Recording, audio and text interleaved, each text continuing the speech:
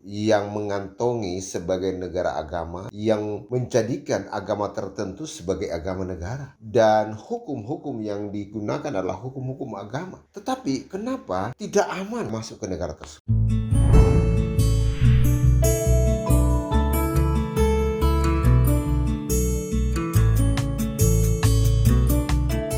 Kali ini ada hal yang menarik yang ingin saya sampaikan buat Anda, yaitu negara-negara yang secara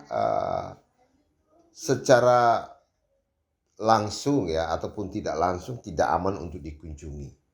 Sehingga mungkin negara tersebut ya tidak menjadi prioritas bagi para wisatawan atau Anda yang mungkin melancong ke negara tersebut. Dan hal-hal ini yang menjadi problem, ya ada beberapa negara yang tanda petik itu negara-negara dengan sebutan negara agama yang mengantongi sebagai negara agama yang notabene menjadikan agama tertentu sebagai agama negara. Dan hukum-hukum yang digunakan adalah hukum-hukum agama. Tetapi kenapa tidak aman ya kita masuk ke negara tersebut? Yes, hal ini memang kenapa saya harus sampaikan kepada Anda.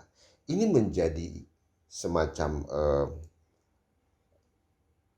hal-hal yang anomali ya. Kenapa saya katakan anomali?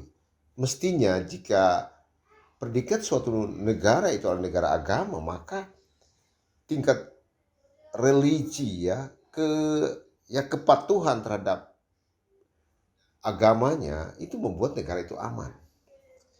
Ya. Ada beberapa alasan ya suatu negara tidak aman. Mungkin ini saya ambil di beberapa catatan-catatan. Yang pertama, negara tidak aman itu paling tidak ada 10 alasan. Yang pertama mungkin sering terjadi konflik senjata. Konflik bersenjata ya mungkin antara pihak-pihak tertentu ya, antara kelompok-kelompok tertentu terjadi dalam suatu negara tersebut. Lalu terorisme. Ya, terorisme. Ya, ini menjadi hal yang sangat lazim di mana-mana kadangkala ketika kita menyandang suatu negara agama. Tetapi terorisme itu justru tumbuh subur dalam negara tersebut. Lalu ada tingkat kriminalitas yang tinggi, juga ada korupsi, kemiskinan. Ya, kemiskinan membuat masyarakat mungkin ingin mencari nafkah dengan cara-cara kekerasan. Ada juga pengangguran. Walaupun dikatakan negara itu kaya, tetapi ternyata pengangguran tinggi. Yang sering juga terjadi bencana alam, penyakit, dan ketidakstabilan politik. Ya paling tidak 10 alasan ini yang menjadi suatu negara tidak aman. Lalu bagaimana suatu negara yang predikat sebagai negara yang menjadikan hukum agama sebagai hukum positif di dalam negara tersebut? Nah, ini menjadi sesuatu hal yang sangat menarik untuk kita lihat. Ternyata hukum-hukum agama yang diterapkan, yang notabene menjadi hukum yang nanti akan menciptakan kedamaian karena agama, ternyata tidak juga. Ya. Ada beberapa negara yang masuk kategori 10 besar tidak aman di dunia. Ini catatan yang saya ambil di beberapa media. Kemudian saya searching Google dan saya buka di buku-buku ya, literatur yang terbaru ya 2025. Ya kita lihat ya, yang ke-10 itu Irak. Irak bukankah sebagai suatu negara yang ya menjalankan ya hukum agama di dalam negara tersebut? Ya. Sudan yang ke-9. Oke, saya cepat saja. Ukraina dan Rusia. Ke-7 Ukraina dan ke-6 Rusia. Ini karena konflik baru-baru ini ya. Jadi ini menurut saya ini dikesampingkan karena case mereka lagi berperang. Kongo. Lalu ada 4 yang teratas. Ini saya harus bilang ke teman-teman semuanya. 4 negara teratas ini itu menjadikan hukum agama satu-satunya hukum yang dijalankan di negara itu. Tetapi ternyata ini adalah 4 negara teratas di dunia yang tidak nyaman untuk kita tinggal. Lalu apa dampak misalnya hukum agama yang dijalankan di negara tersebut? Yang keempat, Sudan Selatan. Ya, Sudan Selatan itu mayoritas Muslim. Mereka menjalankan hukum agama dengan ketat dan mereka dianggap religius. Tetapi kenapa tidak nyaman di situ? Ya, ketiga Suriah, ya Suriah terjadi peperangan, ya antara kelompok-kelompok ya. Ada yang punya kelompok fundamentalis ya, kelompok-kelompok Islam garis keras, Islam yang moderat itu saling berperang. Dan Yaman. Dan terakhir Afghanistan. Ini yang boleh saya rekor. Anda bisa melihat, saya katakan Anda lihat, betapa suatu negara dengan menjadikan hukum negara itu adalah hukum agama. Betapa tidak juga nyaman.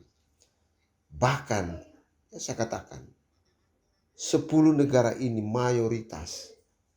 Negara-negara ini menjalankan hukum agamanya. Mayoritas. Mereka semua ini. Saya kesampingkan 2 negara Ukraina dan Rusia. Kenapa terjadi peperangan ya sampai saat ini. Tetapi 8 itu adalah negara yang menjalankan hukum agama. Ya. Ini soal ketidaknyamanan ya. Yang saya katakan ada 10 alasan tadi ya, di dalamnya ada terorisme, kelompok bersenjata, kriminalitasnya, kemiskinan, ya. Ketidakpastian politik. Ini yang menjadi problem. Ternyata suatu negara yang notabene dipaksakan dengan hukum agama yang ketat, ya kadang-kala juga tidak menjadi aman. Bahkan ini menjadi negara-negara yang tidak teraman di dunia. Ini belum bicara tentang soal hak asasi manusia, kesetaraan gender antara pria dan wanita. Kalau saya lihat lagi pasti akan mendapatkan negara-negara dengan hukum agama yang betul-betul yang nanti akan mendapatkan peringkat teratas dengan ketidaksetaraan gender. Ya, saya pikir ini. Apa yang harus kita ambil? Poin apa yang saya ambil di sini buat Anda dan saya sampaikan. Poin pertama adalah ya,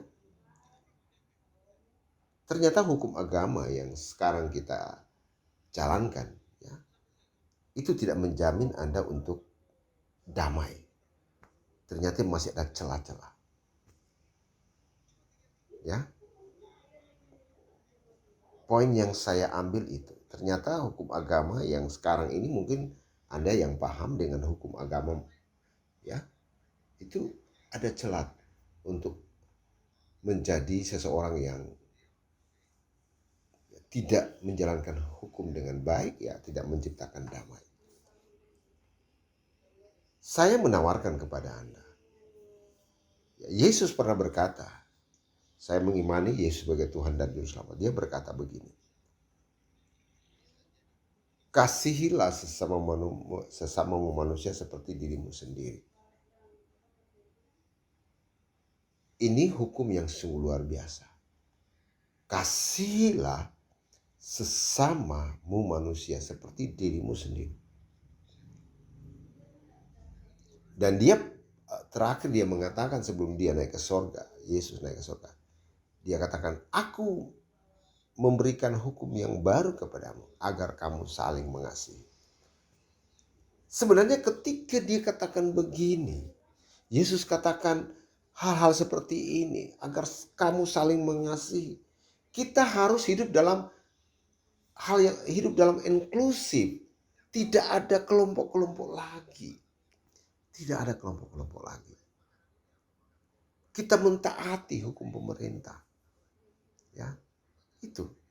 Jadi ternyata ya teman-temanku semuanya, di dalam negara kesatuan Republik Indonesia jangan Anda memaksakan untuk menjadikan negara ini dengan hukum agama tertentu. Jangan.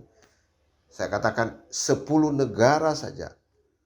8 negara yang di dalamnya itu telah menjadikan hukum agama di negara tersebut dan tidak aman. Ya, tidak aman ya, terbawa tingkat kenyamanan. Ya, saya pikir ini jelas. Kiranya Anda paham dan mengerti bahwa negara kita itu yang terbaik. Mempunyai dasar negara Pancasila yang terbaik.